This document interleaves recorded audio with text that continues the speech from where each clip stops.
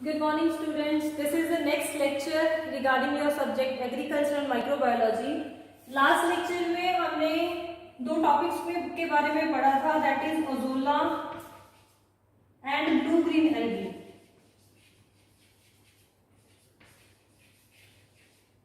वो ऑर्गेनिज्म जो आते तो माइक्रोब्स में ही है लेकिन बैक्टीरिया की कैटेगरी में नहीं है, उसके बारे में हमने थोड़ी सी डिटेल पढ़ी थी. उसके बाद ऐसे ही एक और एसोसिएशन है जिसको हम बोलते हैं माइकोराइजा. आपके सिलेबस में ये टॉपिक एज इट इज लिखा हुआ है माइकोराइजा. सो उसके बारे में पढ़ेंगे आज के माइकोराइजा क्या है, किस चीज का नाम है, कितनी तरह का माइकोराइजा होता है. ठीक है. सो जो माइकोराइजा है बच्चे, ये कोई ऑर्गेनिज्म नहीं है, it's an association, it's a relationship, association और रिलेशनशिप बिटवीन अ फंगस, एक फंगल ऑर्गेनिज्म और प्लांट रूट्स के बीच में एक रिलेशनशिप है, एक एसोसिएशन है. कैसी association? Symbiotic association. So mycorrhiza is a symbiotic relationship और symbiotic association between a fungal organism and plant roots.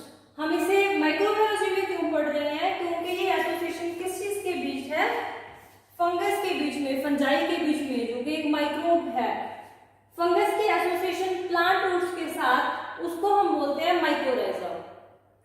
क्यों जो फंगल ऑर्गेनिजम्स हैं वो प्लांट्स के साथ एसोसिएशन में आते हैं? कारण क्या है उस चीज का? इट्स अ सिम्बायोटिक रिलेशनशिप बच्चे. सिम्बायोटिक मतलब म्यूचुअलिज्म रिलेशनशिप है, दोनों के लिए फायदा होगा. फंगस को भी कोई ना कोई फायदा है, प्लांट को तो है ही है. एसोसिएशन हो रही है किसी कारण के लिए हो रही होगी. वो कारण क्या है? जो फंगल ऑर्गेनिज्म है बच्चे, वो न्यूट्रिएंट्स अपटेक करके देते हैं प्लांट्स को. जो प्लांट रूट्स है वो किस हद तक ही जो सॉइल है उसके अंदर पेनिट्रेट कर सकती हैं, उसके बाद वो नहीं जाएंगी वहां तक. ठीक है. एक रीजन के बिहाइंड अगर उसने न्यूट्रिएंट्स को लेना है, सॉइल को ज्यादा फर्टाइल होना है, प्लांट्स को ज्यादा न्यूट्रिएंट्स चाहिए, तो जो माइकोराइजा है, फंगल ऑर्गेनिजम्स है, वो न्यूट्रिएंट अपटेक में हेल्प करते हैं प्लांट की. चलो, प्लांट को फायदा पता चल गया कि जो प्लांट्स है वो माइकोराइजल एसोसिएशन क्यों करते हैं. सो फिर फंगस का क्या फायदा है? फंगस क्यों माइकोराइजल एसोसिएशन करता है? फंगस को मिलता है न्यूट्रिशन. जो प्लांट रूट है, प्लांट रूट से फंगस अपना क्या लेती है? न्यूट्रिशन, खाना लेती है. तो दोनों का फायदा है इस एसोसिएशन के अंदर. फंगस को प्लांट से न्यूट्रिशन मिल रहा है, जो प्लांट है वो न्यूट्रिएंट्स अपटेक कर पाते हैं अच्छे से due to the presence of fungal mycelium from the soil. ठीक है जी. सो इसीलिए माइकोराइजल एसोसिएशन जो है वो होती है प्लांट और फंगस के बीच में, या फिर सिर्फ एक ही एसोसिएशन है फंगस और प्लांट के बीच जिसको हम माइकोराइजा बोलते हैं. अब जो फंगल ऑर्गेनिजम्स हैं वो प्लांट्स या एनिमल्स तो है नहीं कि हाँ उनके हाथ पैर होंगे या लीव्स, रूट्स, स्टेम होंगे. नहीं, वो अलग से ऑर्गेनिज्म है, उनका अलग से किंगडम है, तो उनके अपने कुछ कैरेक्टर्स हैं. मैंने अभी भी एक वर्ड यूज किया था कि जो फंगल माइसीलियम है. सो फंगल माइसीलियम क्या होता है? फंगस में दो चीजें बहुत इंपॉर्टेंट है बच्चे उसके स्ट्रक्चर में. One is hyphae, another one is mycelium. क्या है हाइफी? हाइफी लॉन्ग ब्रांच्ड, लंबे और ब्रांच थ्रेड लाइक स्ट्रक्चर्स होते हैं जिनसे फंगस की बॉडी बनती है. जब हम फंगस को देखते हैं तो हमें फंगस ज्यादा नहीं तो कॉटन जैसा बस ऐसे कुछ मास सा दिखता है, लेकिन अगर हम उसको माइक्रोस्कोप के अंदर देखेंगे तो फंगल की जो बॉडी है, फंगस का जो स्ट्रक्चर है, वो किससे मिलकर बनता है? हाइफी से. तो हाइफी होते क्या है? लॉन्ग ब्रांच्ड या फिलामेंटस थ्रेड लाइक स्ट्रक्चर्स होते हैं जो फंगस की वेजिटेटिव ग्रोथ करवाते हैं, जिससे फंगस ग्रो करती है, फंगस की बॉडी बनती है, उसको बोला जाता है हाइफी. सो हाइफी क्या है? स्ट्रक्चरल कंपोनेंट्स ऑफ फंगस है, जिससे फंगस की बॉडी बनती है, जिससे फंगस बनी हुई होती है, उन स्ट्रक्चर्स को हम बोलते हैं हाइफी. तो फिर माइसीलियम क्या है? Mycelium is the mass of hyphae. जब वो हाइफी अकेला है, सिंगल है, तब हम उस लॉन्ग ब्रांच फिलामेंटल स्ट्रक्चर को हाइफी बोल देते हैं. जब बहुत सारे हाइफी इकट्ठे होकर आपको एक कॉटन जैसी अपीयरेंस देते हैं, व्हाइट व्हाइट कलर की फंगस हमें ज्यादातर दिखती है, तब हम उसमें बहुत सारे हाइफी होते हैं, उन बहुत सारे हाइफीज को या मास ऑफ हाइफी को हम बोल देते हैं माइसीलियम। जब भी आप कभी फंगस के बारे में पढ़ोगे ये दो टर्म्स आप बहुत कॉमनली देखोगे, क्योंकि ये स्ट्रक्चरल कंपोनेंट्स है फंगस के। जैसे प्लांट्स में रूट, लीफ, स्टेम होते हैं, वैसे ही फंगस के अंदर हाइफी और माइसीलियम होते हैं। हाइफी क्या है? Long branched filamentous structure. जब वो एक सिंगल स्ट्रक्चर है, जब इस हाइफी का मास इकट्ठा हो जाता है, बहुत सारे हाइफी बन जाते हैं, then it is known as mycelium. तब हम इसको माइसीलियम बोलते हैं। अब जो ये एसोसिएशन है माइकोराइजा, ये कितने तरह की हो सकती है? ठीक है, हमें पता चल गया कि माइकोराइजा एक एसोसिएशन है between fungus and plant roots. किसके लिए है? न्यूट्रिएंट अपटेक के लिए एंड न्यूट्रिशन के लिए। कितने टाइप्स का होता है जो माइकोराइजल एसोसिएशन है? That is of two types. One is endomycorrhiza, another one is ectomycorrhiza. क्या डिफरेंस है एंडोमाइकोराइजा या एक्टोमाइकोराइजा के अंदर? द नेम इंडिकेट्स बच्चे। एंडो मीन्स इंटरनल या फिर इनसाइड, एक्टो मीन्स एक्सटर्नल या फिर आउटसाइड। तो दो तरह की माइकोराइजल एसोसिएशन हो सकती है। दो तरीके से जो फंगस है वो प्लांट के रूट के साथ एसोसिएट हो सकती है। One is through internal structures या फ्रॉम इनसाइड, और another one is through outside. एक को हम बोलते हैं एंडोमाइकोराइजा, दूसरा होता है एक्टोमाइकोराइजा। इस डायग्राम में आपको सारी चीज क्लियर होगी कि एक्टोमाइकोराइजा या एंडोमाइकोराइजा क्या होता है, क्या डिफरेंस है दोनों के अंदर। इट्स अ प्लांट रूट,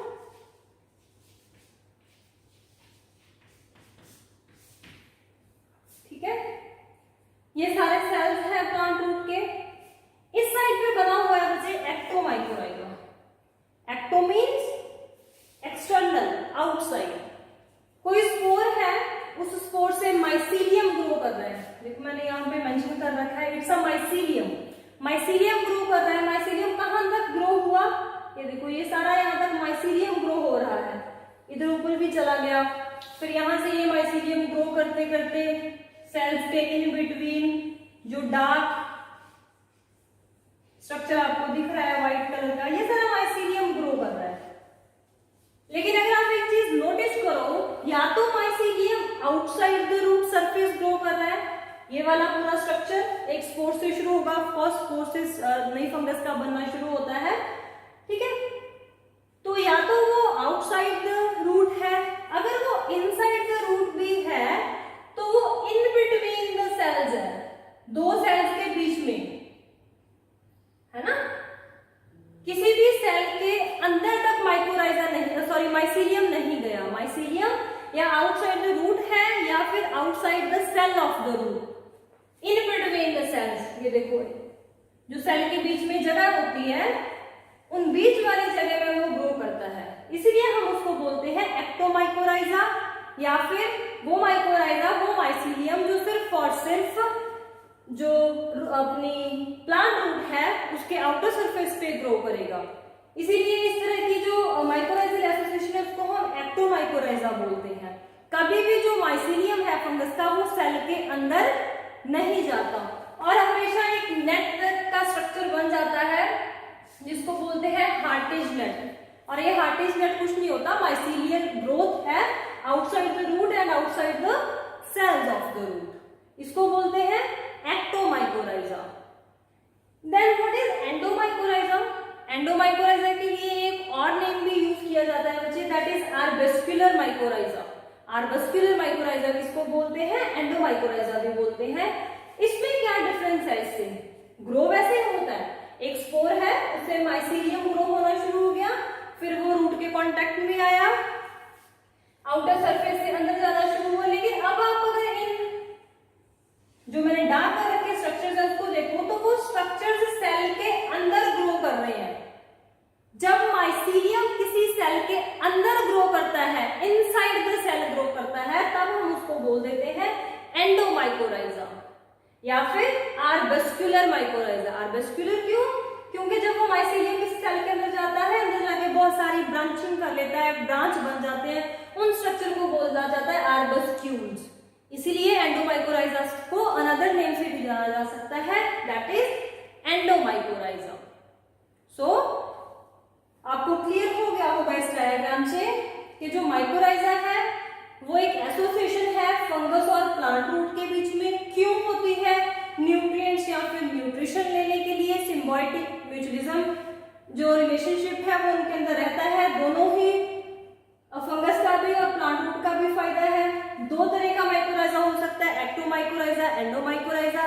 जो एक्टोमाइकोराइजा है वो आउटसाइड द रूट या फिर आउटसाइड द सेल ही रहेगा, किसी भी सेल के अंदर माइसीलियम कभी ग्रो नहीं करेगा। मतलब कुछ फंगस ऐसी होती हैं जो सिर्फ एक्टोमाइकोराइजल एसोसिएशन शो करती हैं, मतलब उनके माइसीलियम सेल के अंदर तक ग्रो कर ही नहीं सकते, वो सिर्फ आउटसाइड द सेल जो स्पेसिस होती हैं सेल के बीच में रूट के, सिर्फ वहीं तक ग्रो कर सकते हैं। कुछ जो फंगल स्पीशीज हैं वो ऐसी होती हैं जो एंडोमाइकोराइजा बनाती हैं या आर्बस्कुलर माइकोराइजा बनाती हैं, मतलब उन फंगल स्पीशीज के जो माइसीलियम है, जो हाइफी है, वो इन बिटवीन द सेल जाएंगे, सेल के अंदर जाके ग्रो करते हैं, आर्बस्क्यूल्स बनाते हैं, उसको हम बोलते हैं एंडोमाइकोराइजा। मतलब दोनों का सेम ही है, चाहे वो एक्टो है चाहे वो एंडो है, काम दोनों का ही एक है कि न्यूट्रिएंट्स को रूट तक पहुंचाना, ज्यादा से ज्यादा न्यूट्रिएंट्स रूट तक पहुंच सके।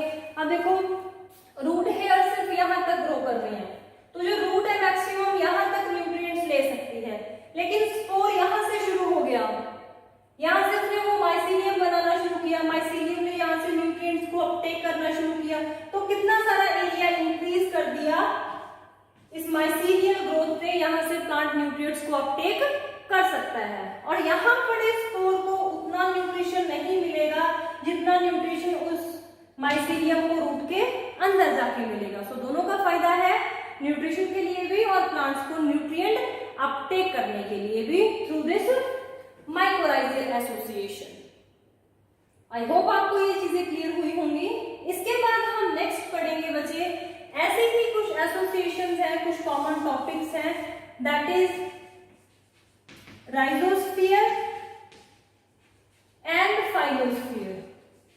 ज्यादा डिटेल में नहीं पढ़ना इनको, बस आपको पता होना चाहिए कि राइजोस्फीयर क्या चीज है, फाइलोस्फीयर क्या चीज है। So next is we will study about rhizosphere and phylosphere. So हाँ जी, next is rhizosphere.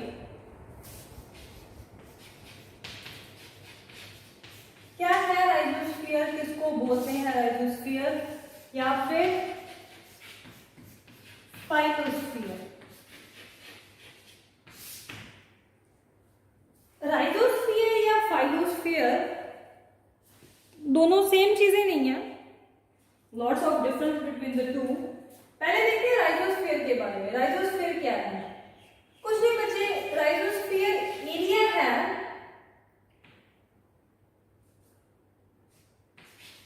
Near the plant roots.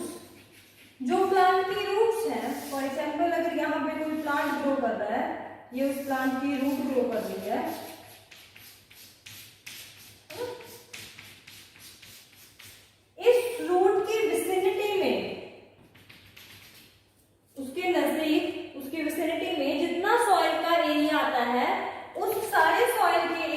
बोला जाता है राइजोस्फीयर।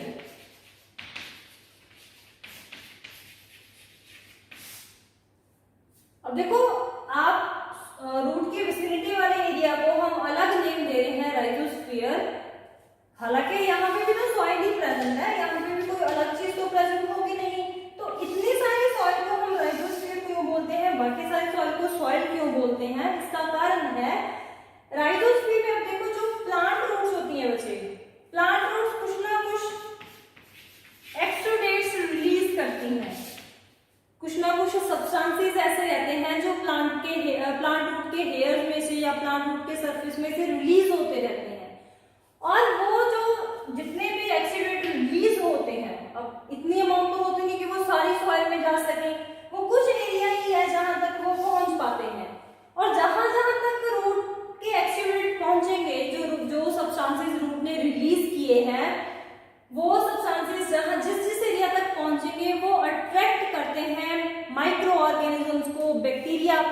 अपनी तरफ। मतलब बहुत सारे बैक्टीरिया ऐसे होते हैं जो दूर दूर तक सॉइल में प्रेजेंट होते हैं, तो जो यहाँ से एक्सुडेट्स निकलते हैं रूट में से, रूट हेयर में से, वो एक्सुडेट्स क्या करते हैं, इन बैक्टीरिया को अपनी तरफ अट्रैक्ट करते हैं। तो अब इन एक्सुडेट्स की वजह से हो क्या जाता है कि जो नियर बाय सॉइल है, जो रूट के नजदीक सॉइल प्रेजेंट है, उसके अंदर माइक्रो ऑर्गेनिजम्स का जो नंबर है वो इंक्रीज हो जाता है, जो डाइवर्सिटी है वो इंक्रीज हो जाती है।